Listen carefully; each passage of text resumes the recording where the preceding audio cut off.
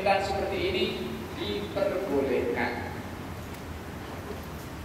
Tapi mintanya bukan untuk diri sendiri, bukan minta untuk mengkayakan diri sendiri, tak suka minta-minta. Nabi mengajarkan kepada Qabisah bukan tujuannya untuk Qabisah saja, untuk semua umat. Tentang bagaimana gunanya seseorang kalau suka minta-minta kepada orang lain. Maka dalam hal ini Nabi mengatakan boleh dalam keadaan seperti ini, tapi mintanya sekedar keperluan, tak cukup. Jangan tetap buka ekor terus supaya orang kasih masuk duit. Tutup itu ekor. Kadang-kadang orang minta bantuan kan untuk kepentingan orang lain, mintanya diperbolehkan. Tapi sekadar mana keperluan daripada permintaan itu, sekadar itu yang digunakan, tapi tak boleh lebih. Makanya dikatakan dalam hadis ini apa? Orang yang boleh minta itu adalah orang yang menanggung beban orang lain, sehingga dapat daripada pemberian itu semua yumsik, cukup, alas, dah cukup yang keperluannya, tak boleh minta lagi. Ini yang pertama. Yang kedua, orang yang berharta, hartanya hancur, punya kilang-kilangnya hancur, punya syarikat habis bankrupt, kena kebakaran, kena apa sehingga habis hartanya, maka dia boleh minta-minta sekedar keperluan, boleh cukup makan, bukan minta duit untuk bangun kilang balik.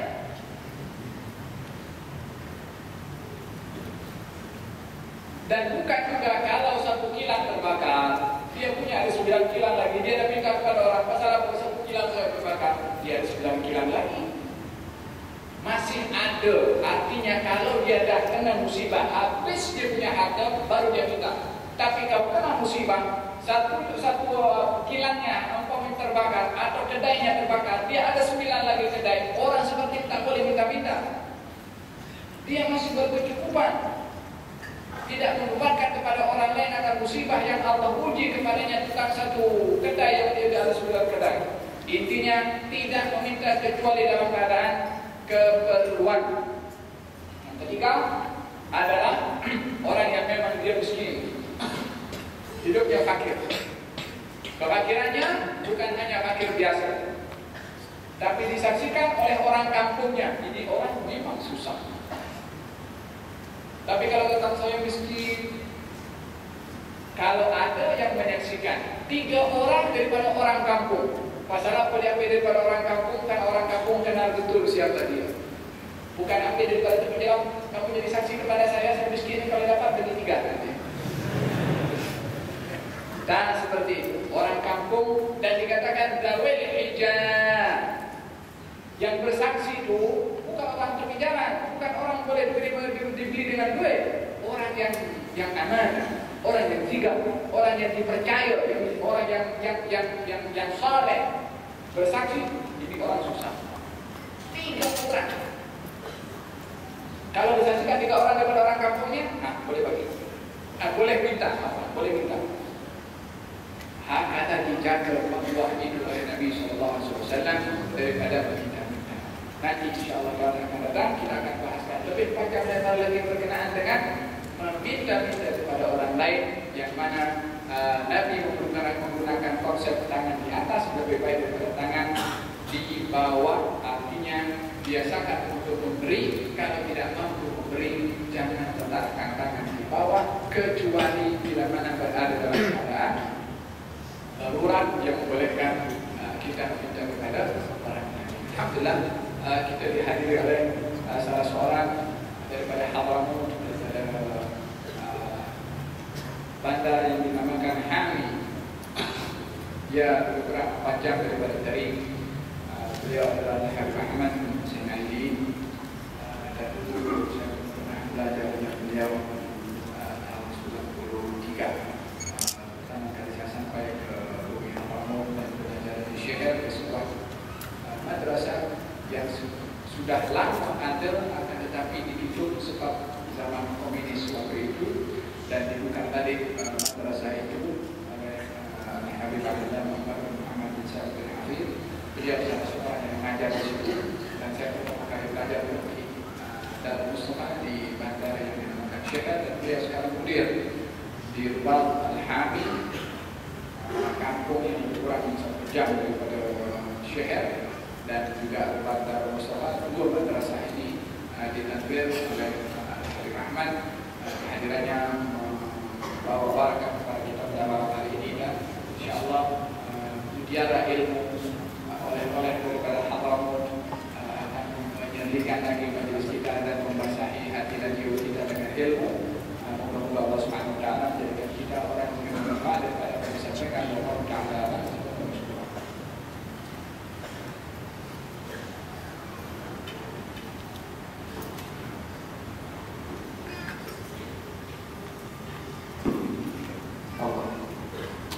Assalamualaikum warahmatullahi wabarakatuh.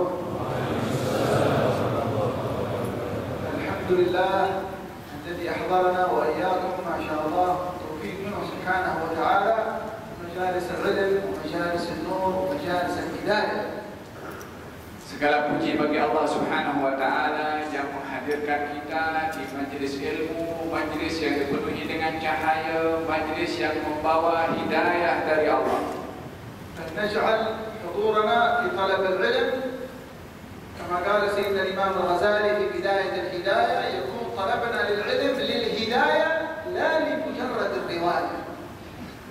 Maka kita dalam menghadirkan matlamat kita di dalam menghadiri majlis-majlis ilmu seperti mana dikatakan oleh Imam Al-Ghazali dalam bukunya Bidayatul Hidayah, bahwasanya kita ketika mencari ilmu itu adalah untuk meraih hidayah.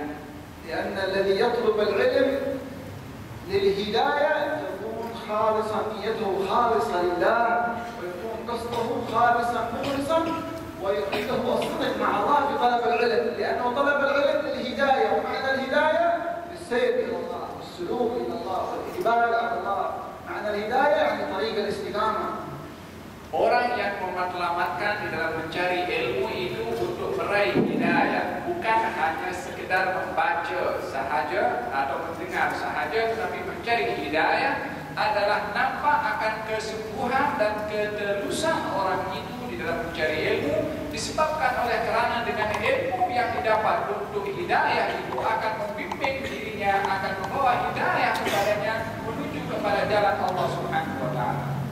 ثم اعلموا أنكم تتلقون العلم في هذا المجلس المبارك الأسبوعي بالسند المتصل إلى الحبيب صلى الله عليه وسلم، وهذه المنة الكبرى والنعمة العظمى أن يكرمكم الله سبحانه وتعالى وتتلقون العلم بسند متصل إلى الحبيب صلى الله عليه وسلم.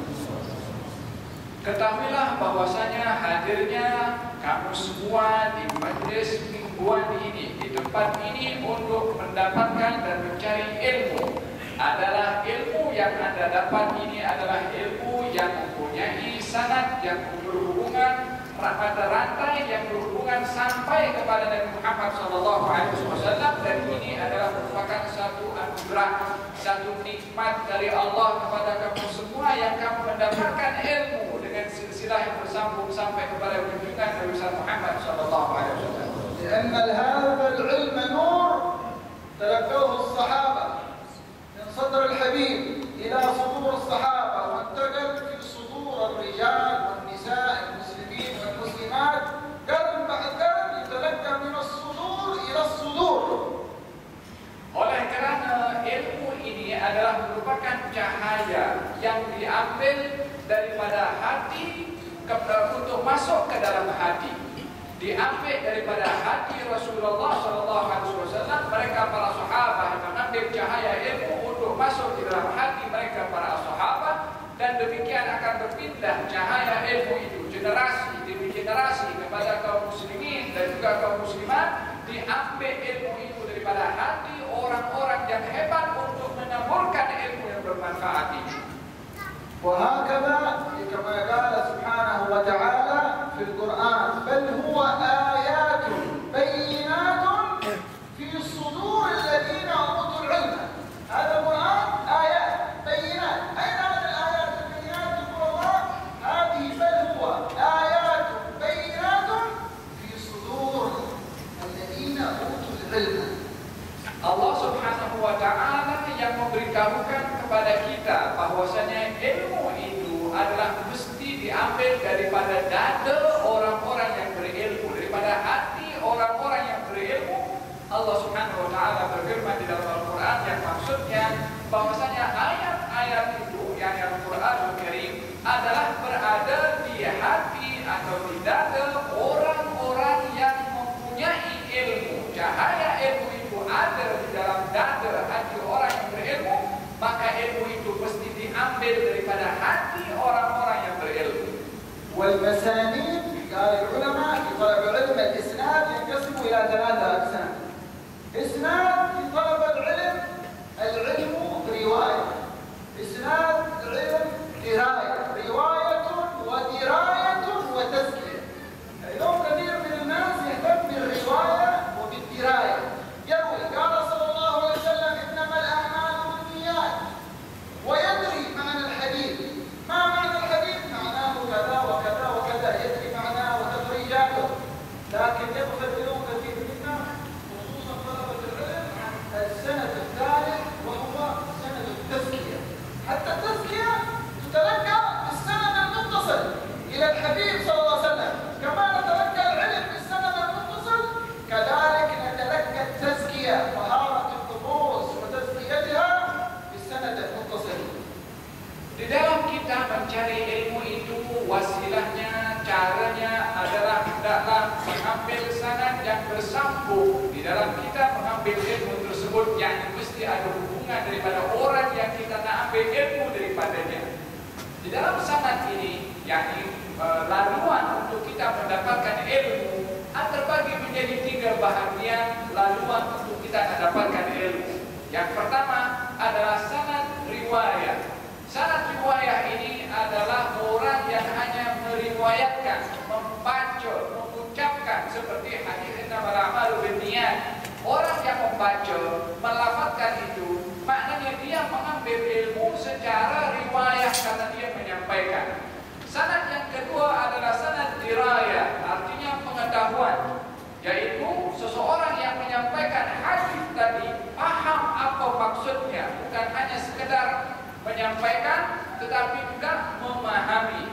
Ramai daripada orang-orang yang mencari ilmu fokusnya kepada 2 perkara ini, yaitu riwayat, meriwayatkan. Yang kedua adalah dirayah, memahami, artinya melupakan sanad yang ketiga yaitu sanad tazkiyah, yang maknanya adalah meriwayatkan dan memahami serta menghayati apa yang dipahami berupa pembersihan hati dan jiwa daripada sifat-sifat yang tidak baik. Di dalam sanad tazkiyah ini pun juga diperlukan adanya hubungan dengan garis yang membawa daripada ulama-ulama ataupun orang-orang yang membawa sanad tazkiyah itu sendiri, seperti mana riwayah perlu sanad, dirayah perlu sanad, juga tazkiyah pun diperlukan juga sanad. Alhamdulillah alladzi waffaqana wa iyyakum ورأينا هذه المجالس المباركة في هذه البلاد وهذه الاجتماعات. هذه نعمة من الله، لكن ينبغي لحاضر هذه المجالس أن يعلم أن لهذه المجالس ثمرات، وأن لهذه المجالس بركات، وأن لهذه المجالس رحمات من الله. Saya bersyukur kepada Allah Subhanahu wa Ta'ala dengan adanya majlis-majlis seumpama ini, yang ini adalah merupakan satu nikmat dari Allah Subhanahu wa Ta'ala. Akan tetapi yang perlu untuk kita memahami dan kita mengambil pengajaran bahwasanya di sebalik adanya majlis-majlis seumpama ini, mesti nampak buah daripada majlis ini, mesti nampak barakah dan juga rahmat daripada majlis-majlis seumpama ini kepada diri kita.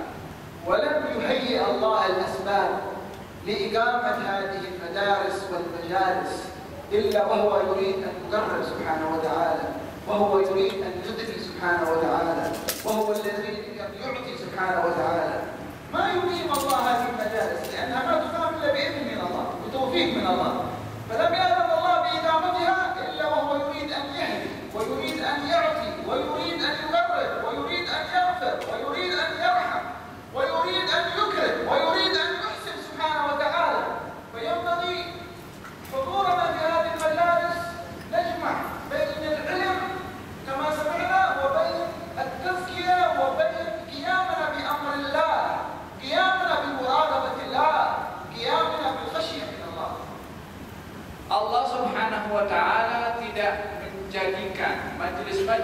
seumpama ini ada dihadiri dan juga dapat berlangsung dengan baik, melainkan Allah Subhanahu wa Ta'ala dengan kemudahan adanya majelis seumpama ini, Allah menghendaki kepada kita untuk memberi, Allah menghendaki untuk mengampunkan, Allah menghendaki untuk merahmati, Allah menghendaki untuk membimbing kepada kita dengan adanya majelis-majelis seumpama ini, yang mana sepatutnya bagi seseorang yang diberi kemudahan untuk menghadiri majelis-majelis seumpama ini adalah mengambil manfaat daripada ilmu yang didapat dan juga penghayatan kepada ilmu itu yang membawa kesan dan ke dalam hati dan sanubari orang yang hadir di majelis seumpama ini.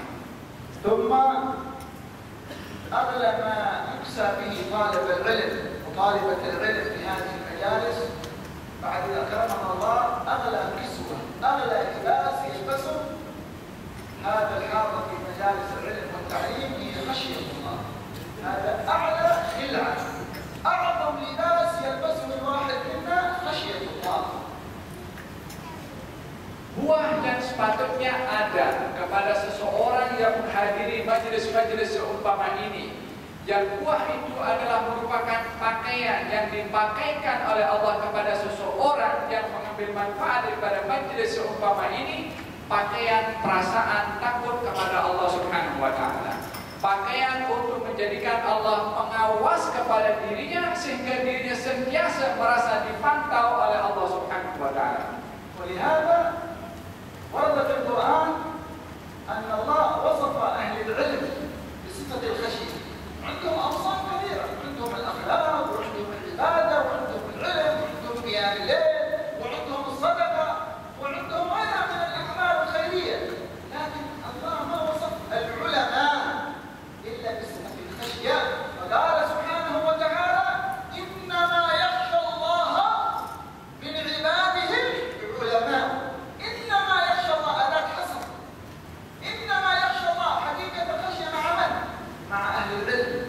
فينبغي أن نتحسس في طول حياتنا أن نخرج من هذه المجالس بهذا الوصف العظيم، هذا اللباس الفخيم، لباس الخشية من الله. إنما يخشى الله من عباده العلماء. Di dalam Al-Quranul Karim, Allah Subhanahu wa Ta'ala mensifatkan orang yang berilmu itu dengan sifat rasa takut kepada Allah Subhanahu wa Ta'ala.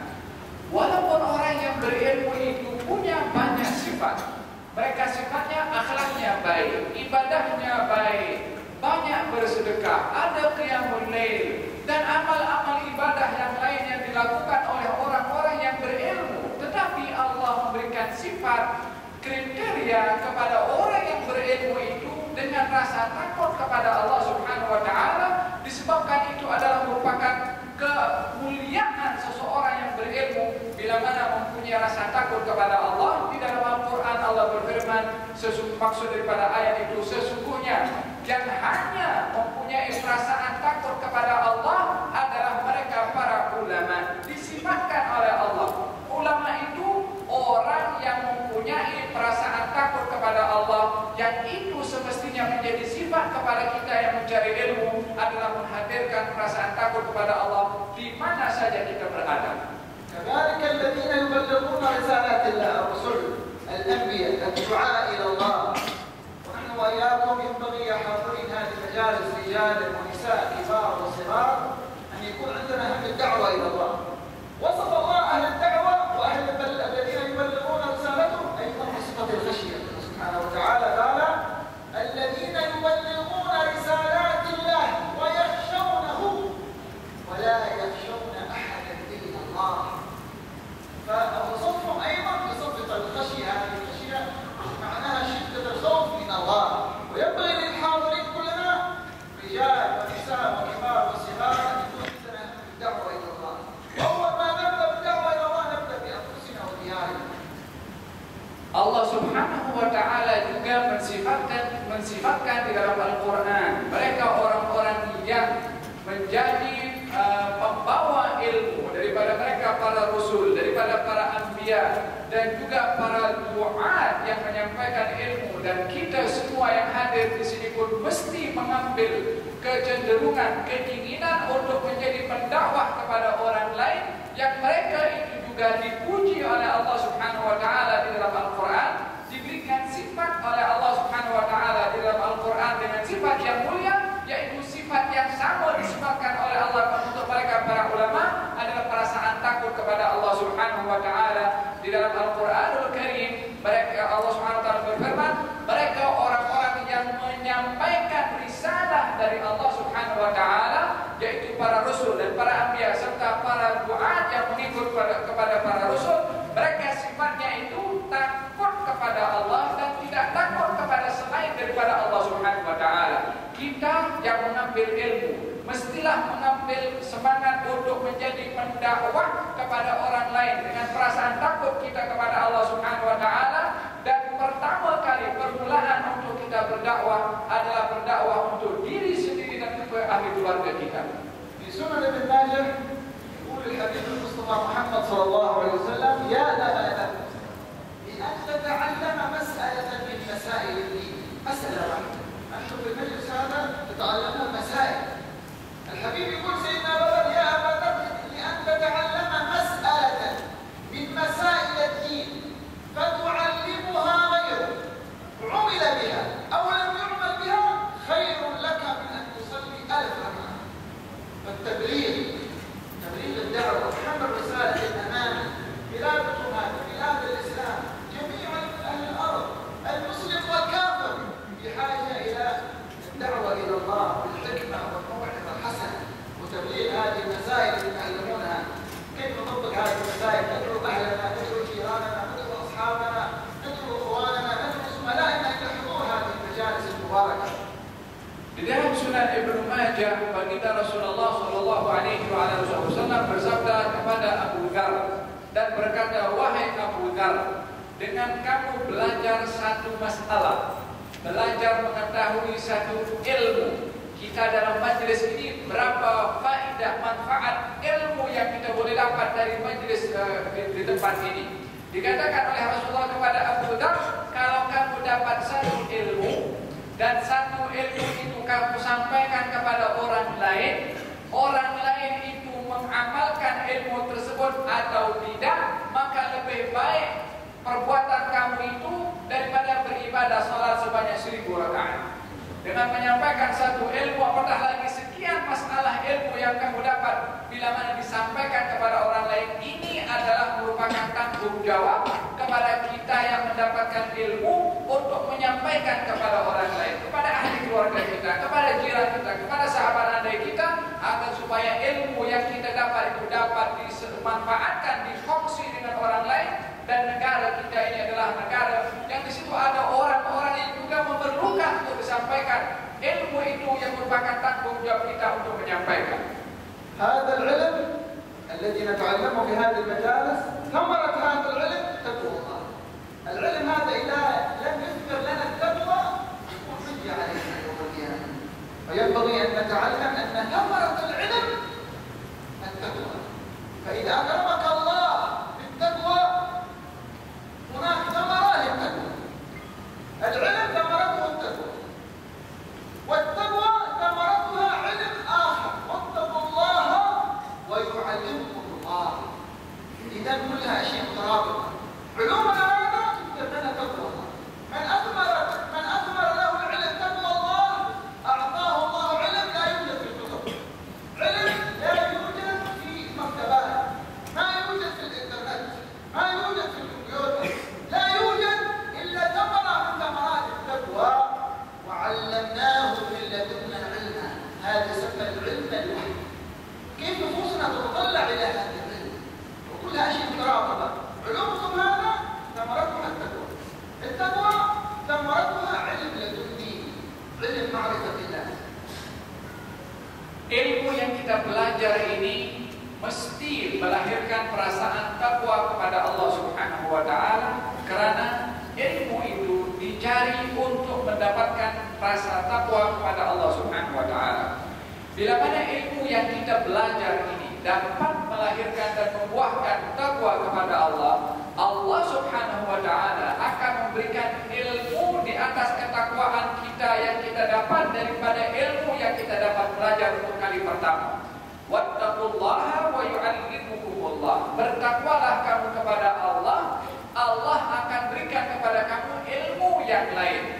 Tapi ilmu yang lain ini didapat setelah kita bertakwa. Takwa ini didapat setelah kita belajar ilmu. Maka ilmu membuahkan takwa, takwa itu membuahkan ilmu yang lain daripada Allah Subhanahu wa taala. Ilmu itu adalah dinamakan ilmu pemberian langsung dari Allah Subhanahu wa taala yang mungkin tidak ada di kitab, tidak ada dekat library, tidak ada dekat internet, tidak ada dekat komputer, tak ada di mana-mana. Ilmu yang Allah bagi kepada seseorang yang ketika belajar melahirkan ilmunya itu ketakwaan kepada Allah Subhanahu wa taala, sebagaimana di dalam Al-Qur'an Al-Karim Allah berfirman, wa 'allamnahum min ladunna 'ilman, kami Allah akan mengilhamkan, mengajarkan daripada diri kami dan dari Allah ilmu yang dinamakan ilmu laduni. Nas'alullah an yuhyi qulubana wa iyyakum insyaallah. Semoga Allah Subhanahu wa taala menghidupkan hati dan jiwa kita. Wa hayat hadhihi ثمرة هذه المجالس حياة القلوب. نسأل الله يحيي قلوبنا وإياكم إن شاء الله. Buah daripada majlis ini adalah segarnya hati dan jiwa kita. Moga-moga Allah Subhanahu wa taala menjadikan hati dan jiwa kita segar dengan ilmu. ومن أحيا الله قلبه عشق القرآن وعشق ذكر الرحمن. Orang yang hatinya itu dihidupkan oleh Allah Subhanahu wa taala, menyadar dan bercahaya, pasti dia akan suka kepada Al-Qur'an dan suka menyebut nama Allah. ومن أحيا الله قلبه صفى هذا القلب. وتحدث سيدنا عثمان لو صفت قلوبنا ما شبعت من كلام الله. Kalau seseorang itu sudah tersinari hatinya dan jiwanya dengan ilmu tadi dan bersih hatinya daripada noda-noda, maka dia atau hati orang itu akan sesuai dengan apa yang dikatakan oleh Sayyidina Utsman bin Affan yang berkata, kalau hati kita ini bersih maka tidak akan kenyang daripada membaca Al-Quran. ومن أحيا الله قلبه أحب الطاعة وكره المعصية. Orang yang hatinya itu dihidupkan oleh Allah pasti akan suka kepada ketaatan dan benci kepada kemaksiatan. الشان للشان في حياة القلوب. نسأل الله يحيي قلوبنا وإياكم إن شاء الله. Apa yang terpenting untuk kita fokuskan adalah kehidupan segarnya hati ini. Semoga Allah menghidupkan hati dan jiwa kita. اللهم ببركة حبيبك محمد وبركة هذا الاجتماع اسعدنا في الدنيا والآخرة إن شاء الله. Ya Allah, dengan keberkatan Nabi Muhammad dan juga keberkatan anugerah yang Kau berikan kepada kami pada malam hari ini, moga-moga Allah Subhanahu wa taala berikan anugerah terbesar kepada kita. حضر ولو حاجة نسأل الله يقضيها إن شاء الله.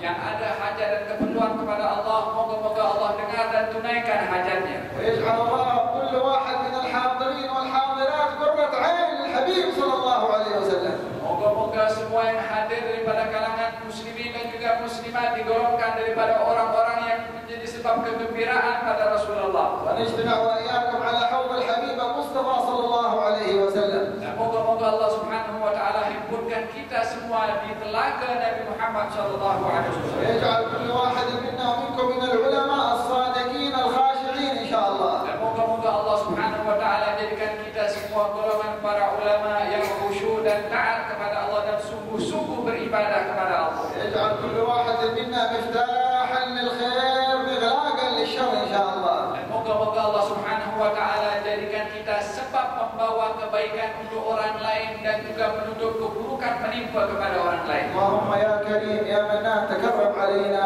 وجد علينا وارحمنا برحمتك الواسعة يا أرحم الراحمين. بارك في هذه المجالس، بارك في إخواننا هؤلاء القائمين في الحبيب علي وإخواننا هؤلاء الحاضرين بركة كاملة ظاهرة وباطنة، واجعلنا وإياهم يا رب العالمين من أهل الرحمة ومن أهل المغفرة ومن أهل العلم ومن أهل الهداية ومن أهل الخشية ومن أهل التقوى ومن أهل الاستقامة ظاهرا وباطنة. تب علينا وعليهم توبة نصوحة زكنا بها قلبا وجسما وروحا. اللهم بارك لنا في رجب وشعبان وبلغنا رمضان. اللهم بارك لنا في رجب وشعبان وبلغنا رمضان. اللهم بارك لنا في رجب وشعبان وبلغنا رمضان، وأعنا فيه على الصيام والقيام وتلاوة القرآن. اللهم اجعل آخر كلامنا من هذه الدنيا لا إله إلا الله محمد رسول الله، متحققين بحقائق حسن معنا ظاهرا وباطنا. اللهم يا أول الأولين ويا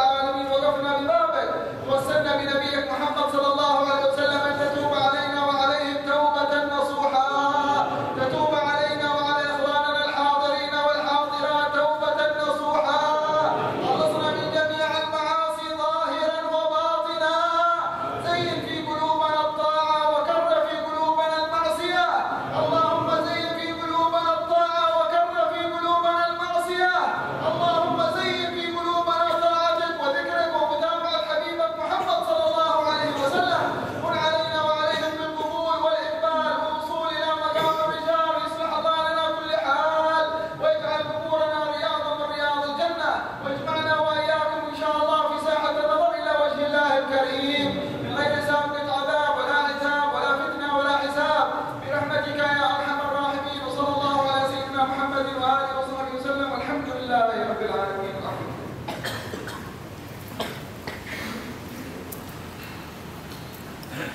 طالما أشكو غرامي يا نور الوجود، طالما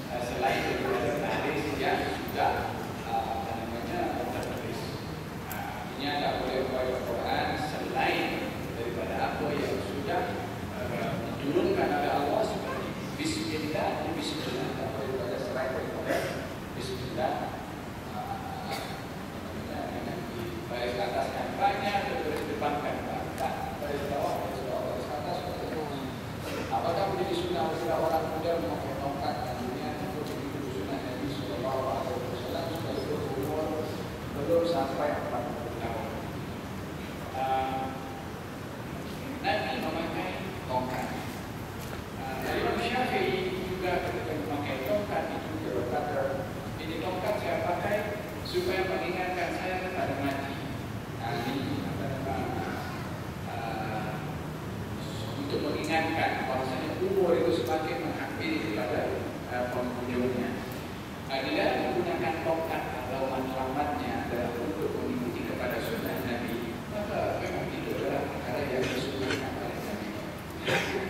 Bila mana huruf adat atau kebiasaan tempatan itu boleh orang boleh keliru atau boleh menimbulkan isu, maka datul maqasid pada ala jalbil masalih. Menolak perkara buruk diutamakan daripada kita melakukan perkara yang perkara yang baik. Kalau perbuatan itu akan mengundang macam-macam salah faham dan kekeliruan, atau kita tak boleh menjaga kehormatan tongkat itu. Yang kita sudah tongkat masih kecil dari tongkat. Kalau akan ada perkara-perkara yang kurang baik itu akan timbul, baik mengelak daripada menimbulkan perkara yang ada persepsi yang adakah menjadi kesalahan tidak berada dalam tidak mengatakan tidak menjadi kesalahan. Hanya permasalahannya adalah kalau tongkat dan perkara yang tidak. Adakah meminjam barang orang? Meminjam barang tidak, kecuali kalau dia punya, tapi dia pinjam juga kepada orang lain. Pinjam balik ke, pinjam kereta, dia ada kereta, tapi dia pinjam kepada orang lain pula. Tak guna dia sendiri, kecuali kalau kereta dia tak layak atau kereta dia tak pergi jauh. Bila pinjam kepada orang lain, tidak dikatakan dia meminta selagi sebabnya adalah benar. Bagaimanakah hendak mencari seorang guru yang bertawad? Dan disentuh oleh Ahmad Hasan ini adalah ada isnad. Guru itu pernah belajar kepada gurunya sampai kepada silsilah sanad sampai kepada Rasulullah SAW. Yang kedua, guru itu adalah sifatnya membawa kepada kebaikan, menanamkan kasih, menanamkan sayang, menanamkan cinta, tidak menanamkan kebencian kepada orang lain. Dan nampak pada guru itu adalah rasa takut kepada Allah, sebagaimana disebutkan oleh Imam Muslim dan sebagainya adalah bagaimana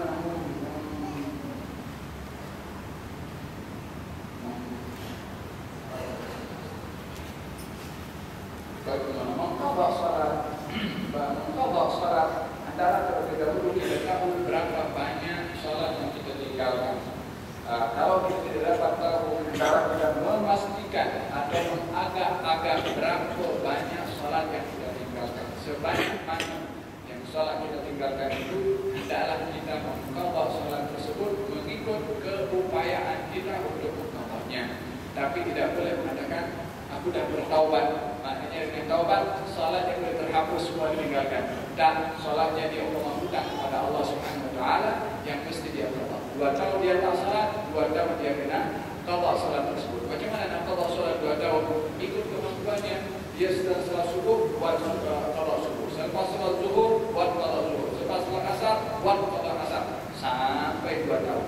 Kalau dia nak buat setiap salat subuh qadhanya 2 kali, maknanya hanya perlu 1 tahun. Selepas subuh 2 kali subuh, zuhur 2 kali zuhur qadha, macam itu sampai 1 tahun. Dia buat 3 kali, lagi singkat. Semakin banyak kita mampu qadha, semakin cepat bayaran hutang salat kita kepada Allah Subhanahu Wa Taala.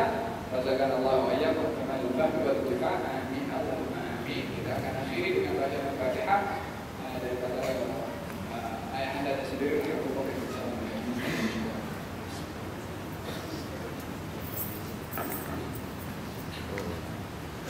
Al-Fatihah kabul pertama bersyukur kepada Rasul. Al-Fatihah. Alhamdulillah masyaallah alhamdulillah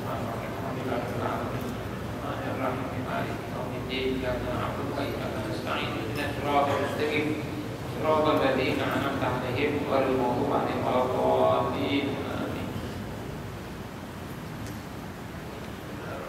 ربنا تقبل منا إنك أنت السميع العليم وتب علينا إنك أنت التواب الرحيم.